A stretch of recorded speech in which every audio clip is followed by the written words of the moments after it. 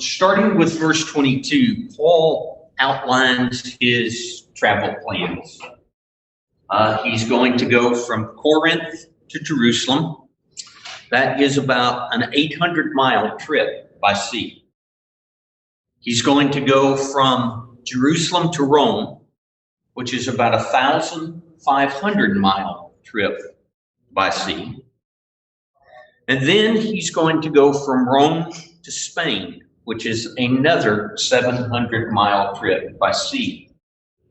That's approximately, as he anticipated at this point, about a 3,000-mile trip by sea. Now we know when we studied Acts that his trip from Jerusalem to Rome turned into about a 2,300-mile trip. So, he got blown off course, we might say. Now, in verse 22, starting there, he states something about his work in these areas in the eastern part of the empire is finished. And it's not that there's no room for more evangelism, more work, but the type of missionary work that he proposes to do, that of pioneer missionary work, is finished. All the major areas in the eastern part of the empire have been evangelized, if you can say that. That doesn't mean that there's people that haven't heard the gospel, or that there are cities that have not been preached in. It's just that the way he does evangelism, he goes and finds a major city, he preaches there, he teaches there, and then it spreads out from there. He has no more work to do in the eastern part of the empire. He now sets his sights on the west. Spain was considered the edge, the western edge of the empire, if you will.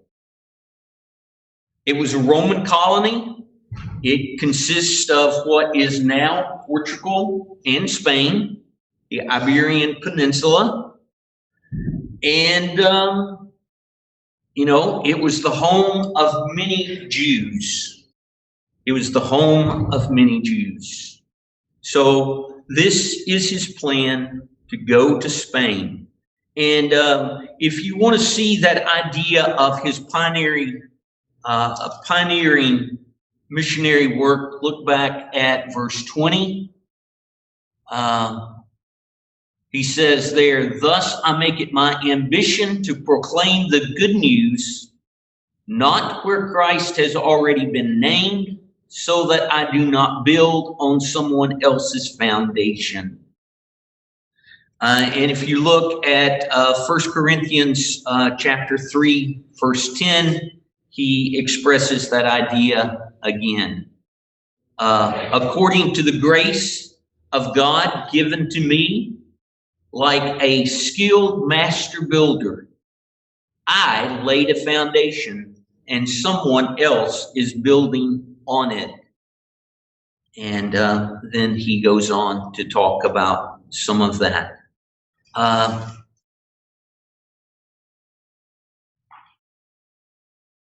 And so he mentions that he had often wanted to come to Rome, but had been delayed because of opportunities to evangelize and teach and whatnot in other areas. He made that a similar statement in Romans 1:13. He intends to visit Rome on the way to Spain, and he hopes to be sent on the way by them.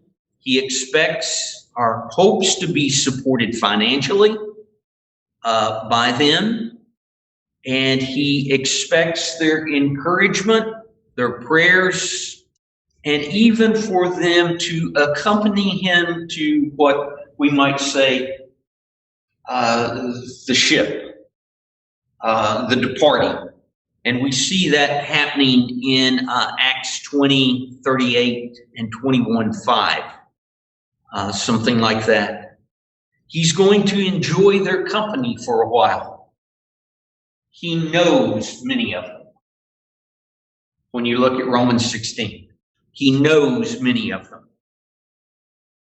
He hopes, according to Romans 1:11 through 13, that he might share a spiritual gift with them, and that they might share their spiritual gifts with him, that they will both be mutually encouraged by each other's faith. And he even hopes that there's a harvest there. There will be some who will be converted. So this is his anticipation when he comes to Rome. But right now, he's going to Jerusalem. He has long been engaged in a process of collecting funds for the poor among the Jerusalem church. Now, why are these people poor? Maybe, just maybe, they are poor because of the persecution that Paul and others initially started. There were people that were killed that were support of families. So there are widows and orphans that were left behind because of that initial persecution by Paul and others. Perhaps they lost their employment when they became Christians. And that is especially true in Jerusalem if their employment centered around temple.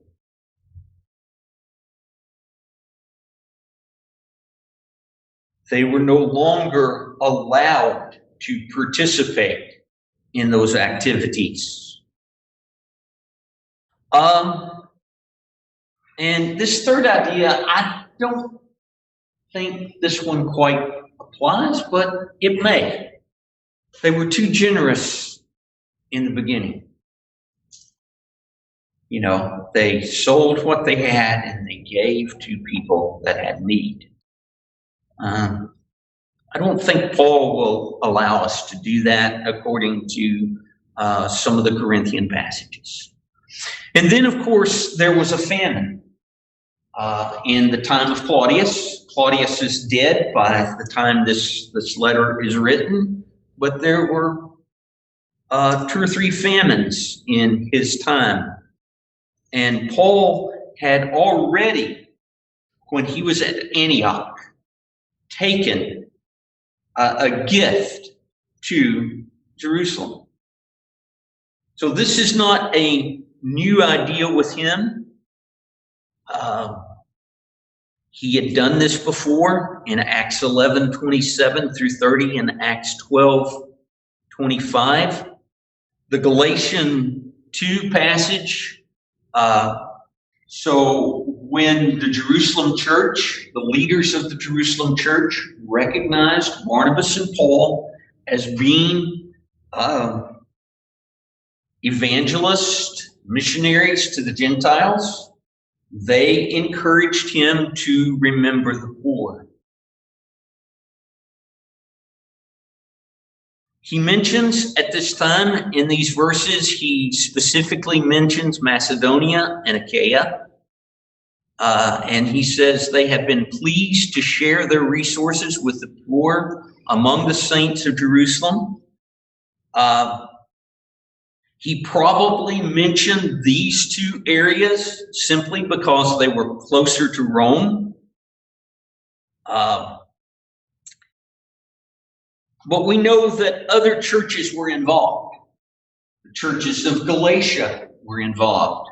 If you look at 1 Corinthians 16:1, Paul is telling the Corinthian church that, I'm giving you the same instructions that I gave the churches at Galatia, how to collect this money, so that you'll be ready when I come to get it. If you look at Acts 20, verse 4, you have the names of the representatives from the various churches that are going with him to deliver these funds. And you have Ephesians churches represented in Asia. You have Sopater from the Macedonian church in Berea, Aristarchus, Secundus from Thessalonica, which is also in Macedonia. You have Gaius from Derbe, Galatia, Timothy, area from Galatia, Lystra. And then you have Tychicus and Trophimus, who are from Ephesus. So there's a wide variety of people, churches, that are involved in this effort, not just Macedonia and Achaia. So, what does Paul hope to accomplish by this gift? There's a mutual sharing. The Gentiles share their physical wealth, or what they have, with the Jewish Christians. And this does two things. First of all, I think we need to note the value of what the Jews contributed to the Gentiles. And Paul already mentions this several times in his letters.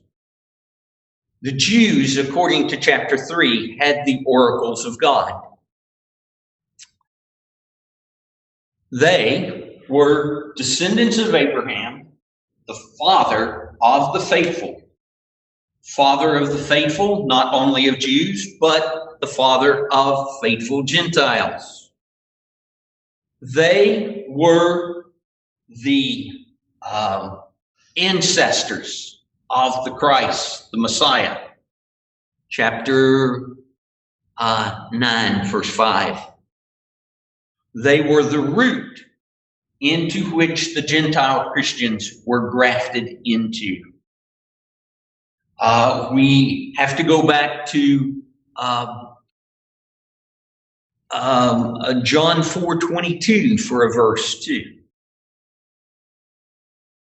In that passage, Jesus tells the Samaritan woman, salvation is from the Jews. And we need to keep that in mind. We need to keep that in mind.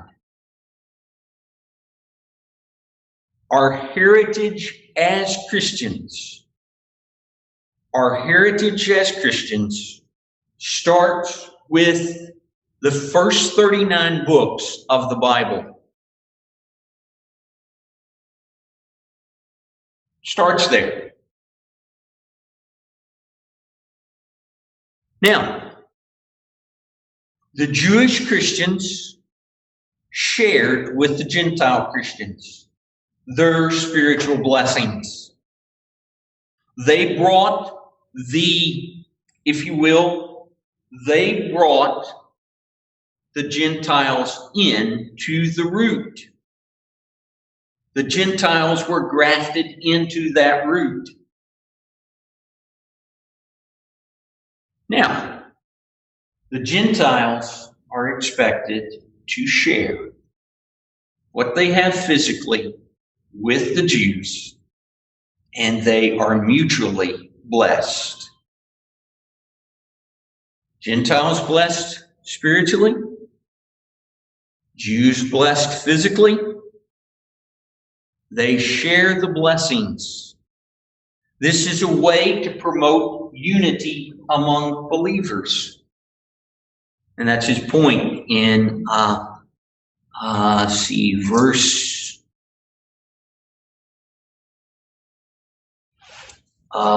Verse 27, a sharing. And also in 2 Corinthians 9:11 through 15. In that passage, it also talks about that the Jewish Christians in Jerusalem and those areas will give thanks to God for the gift from the Gentiles and for the Gentiles themselves.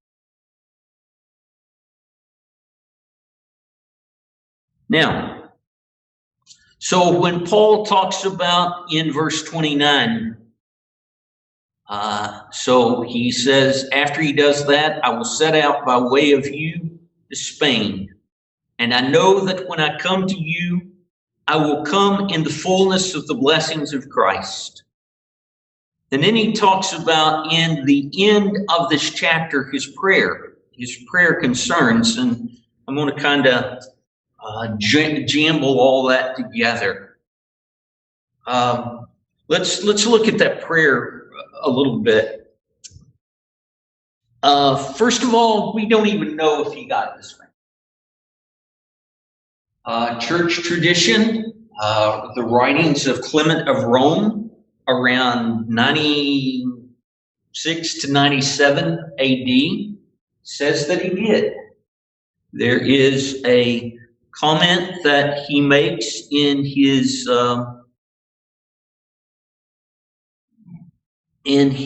letter, 1 Clement 5, verse 7, to the whole world he taught righteousness, and reaching the limit of the west, he bore his witness before rulers. Speaking of Paul. So there is some evidence in church tradition that he did make it to Rome, make it to Spain to preach and to teach.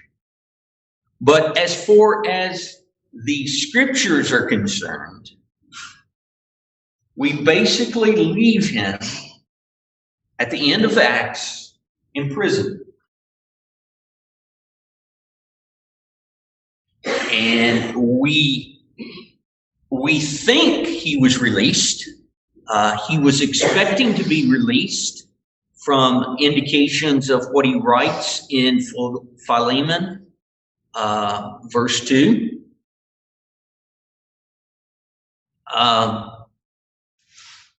But as Acts ended, he was still in prison. So what does he ask this church to pray for him? First of all, notice the words that he uses there. He asks them to struggle, strive, or my version says, be in earnest prayer. But the word actually means something like wrestle in prayer. He requests, he pleads, he urges the Roman church to pray for him or to join with him in prayer. That first, he will be rescued from unbelievers in Jerusalem. And from our reading of Acts, that was a yes-no answer from God. It was a yes answer that he didn't get killed. It was a no answer because he was mobbed. He was taken prisoner. Okay. Yes, no answer. The second request that he makes is that his ministry in Jerusalem would be acceptable to the saints. We assume that it was, or to the majority of them. Did he have some that didn't particularly approve of? We don't know. The third one, and this goes back to that verse 29, he will come with fullness of blessings of Christ. He says, by God's will, come to you with joy and be refreshed in your company. And that one's an answer yes, too. He didn't come as he thought he might when he was writing this letter. He came as a prisoner. He came at the expense of Rome. But notice at the end of Acts, in Acts chapter 28, how that he arrived. He got close to Rome. The Roman church heard that he was coming. They came from Rome to greet him. They led him into Rome, much as a conquering general might come into a city. The people went out to greet him, and they brought him into Rome. And then he was there for, I think the scriptures end in the book of Acts that he was there in his own house for 2 years. And he was able to preach and teach any that came to see him. Any that could come to see him or would come to see him. So, any questions or comments about the last part of chapter 15? Or ideas that you want to throw out about it?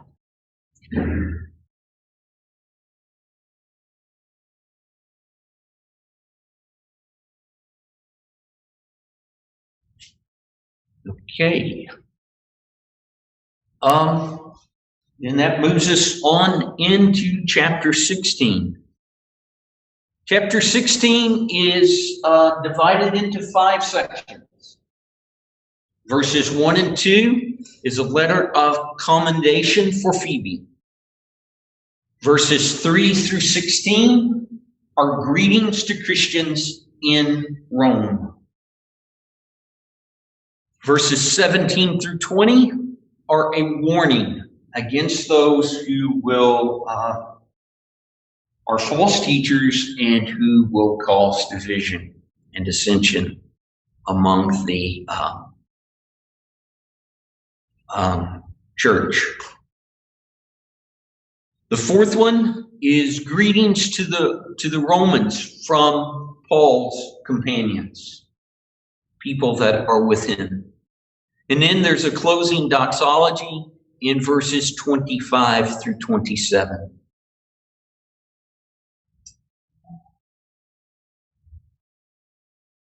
I suppose I should have emphasized the point at the end of chapter 15, the God of peace be with you all.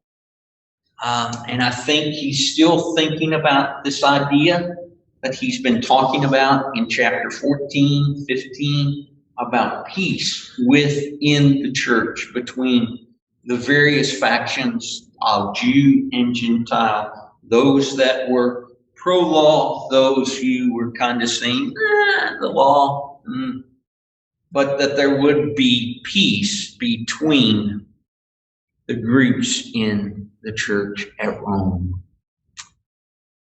So, there's 35 names listed in chapter 16. This is the longest list of any group of names in any of Paul's letters.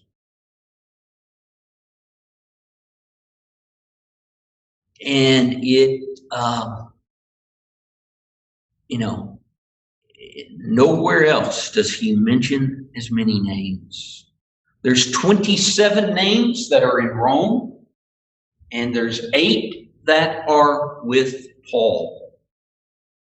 So the first thing in verses 1 and 2 is that he writes a letter of commendation for Phoebe, a deacon or servant of the church of Cenchrea. Cenchrea was about 6 miles from Corinth. It was the major port city of Eastern Corinth. He wants the church in Rome to welcome her, help her, and then he says she was a benefactor of many, including himself. It is most likely that she is the person who carries the letter to Rome. She carries the letter to Rome. Pretty significant that Paul would have chosen a woman. Yeah. That Yes. to present that letter, to carry that letter, to present that letter to the church. Right. And if, let me see, I'll mention this, and maybe we'll have time to mention it again. There are 9 women that are prominent in this list of 27. There are 9 women. Let me back that up just a little bit. Depending on your translation, there are 9 women. Verse 7, the name Junius or Junia. If it's Junia, it's a woman. If it's Junius, it's a man. And it's hard to decide how to translate it because of the way the Greek word is. But there's at least 9 women, and my version goes with the woman's name. Some do not. But like Roger said, it's significant that Phoebe carries this letter. We don't know much about her, except her name. She carries this, that she's from Cenchrea. She's been helpful. That may mean that she's a relatively wealthy woman. Other observations I think I read was that she has a Greek name that's associated with Apollos. And one of the commentators made the point that the Greek Christians didn't see a need to change their names because they were associated with pagan deities. They just kept whatever name they had. So we move to verses 3 and 4, and it's Prisca and Aquila, or Priscilla and Aquila. We see from Acts 18, verses 2 and 3, that Paul had met this couple in Corinth when they had been expelled from Rome by Claudius. He worked with them. They accompanied him as far as Ephesus when he was going back to Antioch. In chapter 18, verse 19, they taught Apollos.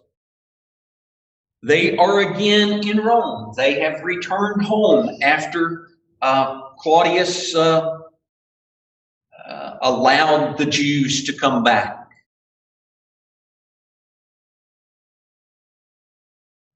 They will be in Ephesus again in 2 Timothy 4:19. Notice that Paul says they risked their necks for him. We don't know when that was. It might have been in the riot in Corinth in Acts 18. It might have been in the riot of Ephesus in Acts 19. It might have been something else. Also note that the church meets in their home.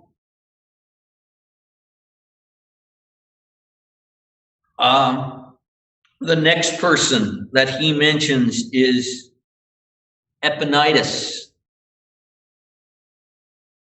who was the first convert in Asia. Some versions will have the first convert in Achaia.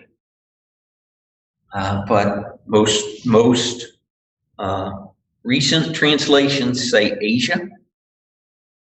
Nothing else is known about him. He's,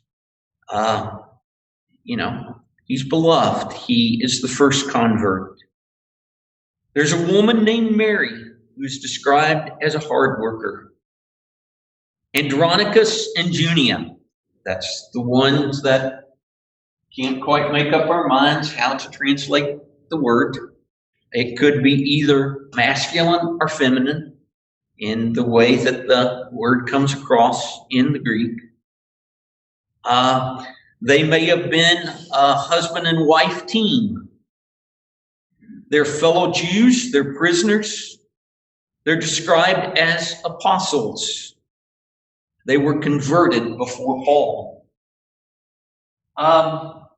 This word apostle, we have that real technical meaning that is described in the book of Acts. They had to see the risen Lord.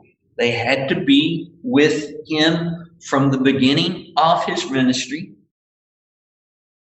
So that only fits a few people. But another word, another meaning of apostle is sent on a mission. So it might indicate that these Andronicus and Junia were sent out by the church as missionaries. They were converted before Paul. So you have other names: Ampliatus, Stachys, Urbanus, Apelles. And there's little phrases about these people.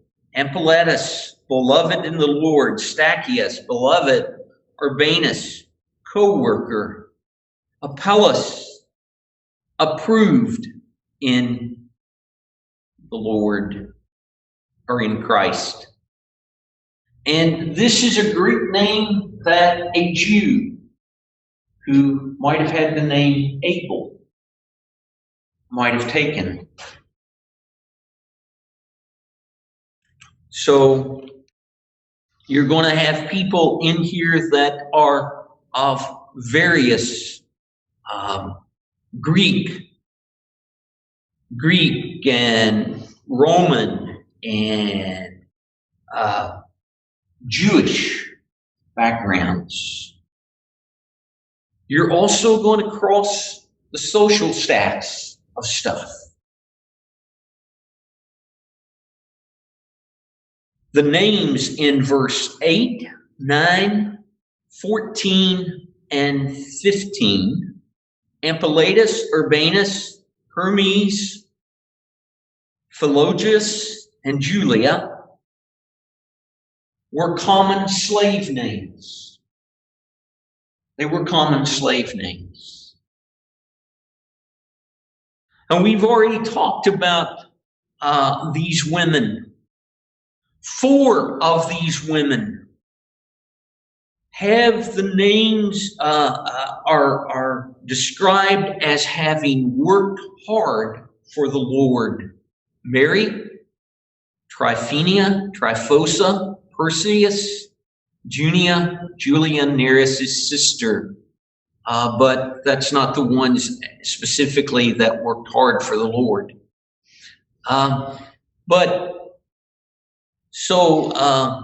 Verse 6 lists Mary, and then Tryphenia and Tryphosa are described as hard workers. And Barclay's commentary makes an interesting point about this, is Tryphenia and Tryphosa's meaning of their names. Tryphenia means dainty. Tryphosa means delicate. But Paul says they were hard workers. their names don't quite match their character. Perseus just means a woman of Persia. And she's beloved. She worked hard in the Lord.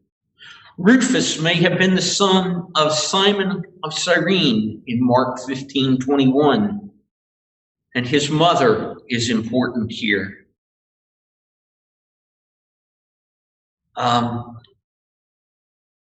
And, you know, we really don't know that for a concrete fact that it's the same one. But there's probably some concrete evidence. Mark was written from Rome. He knew the Roman church. He's the one that tells the story of Simon of Cyrene and his children's names, who carries the cross for Jesus.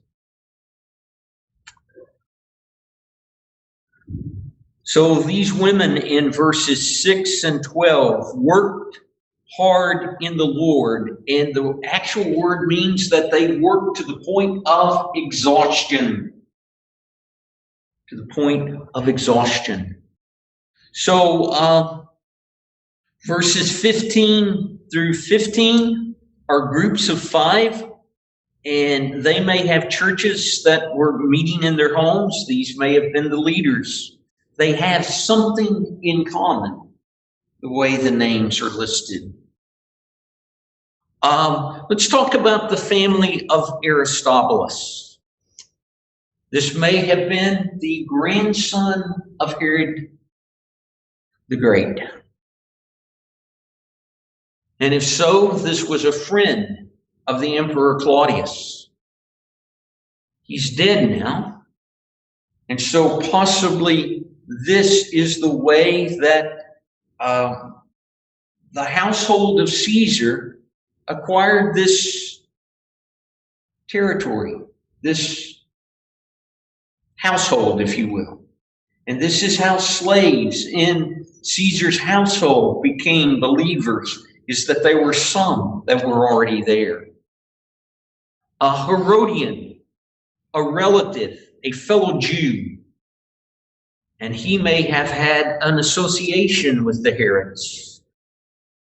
The family of Narcissus. Well, if this is the famous Narcissus that was the secretary of Claudius, who had control of what letters reached Claudius, he became quite wealthy because he controlled that power. You know, if you want this letter to reach Claudius, you give me some money.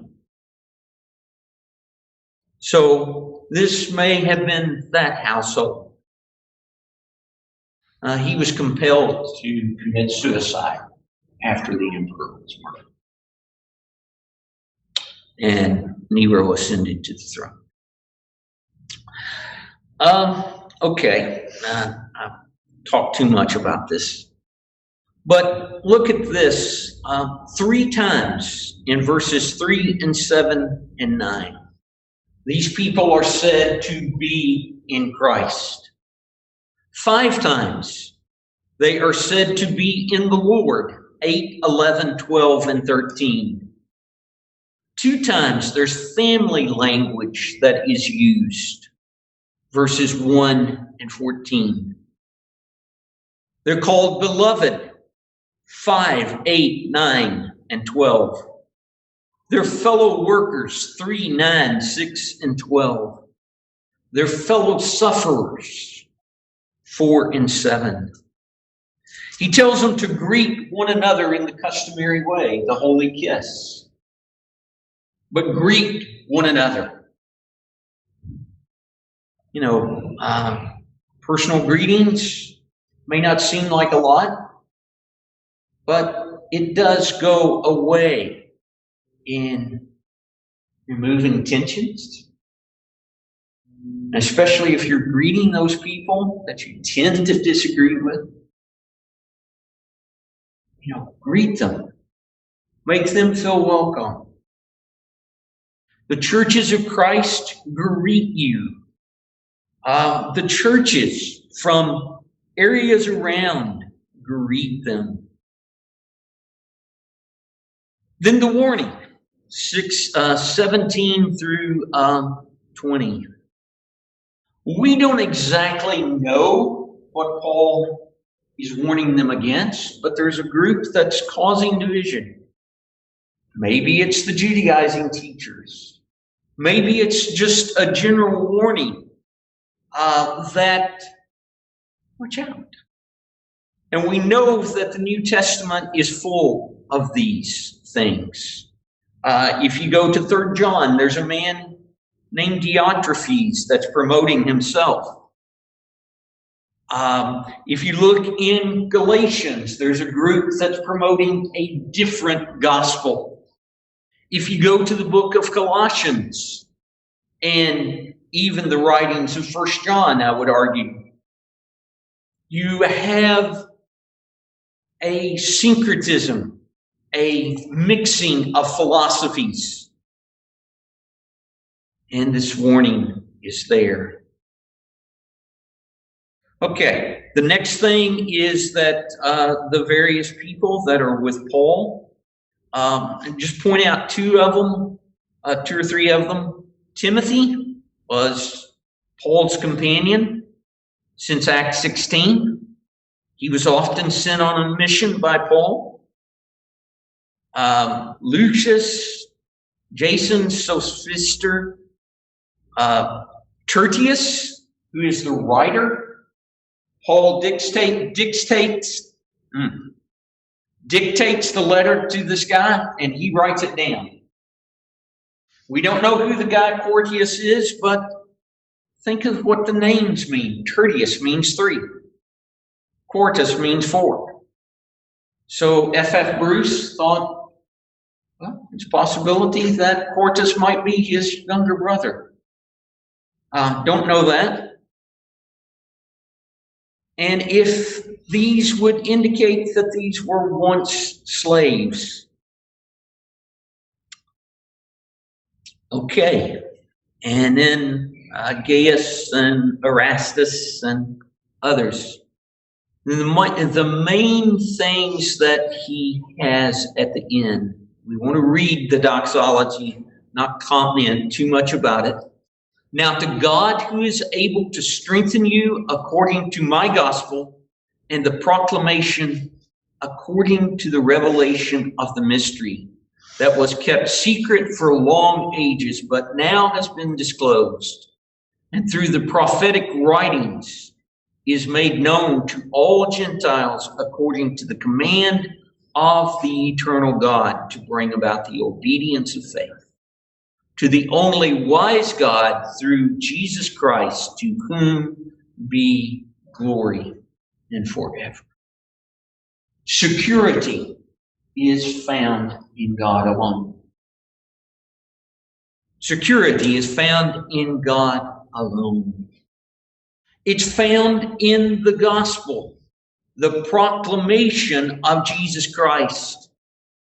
And this is the mystery, that the world would be together, Jew and Gentile, together in Jesus Christ.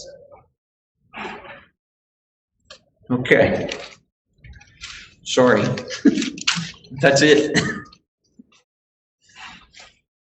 Thank you, Greg.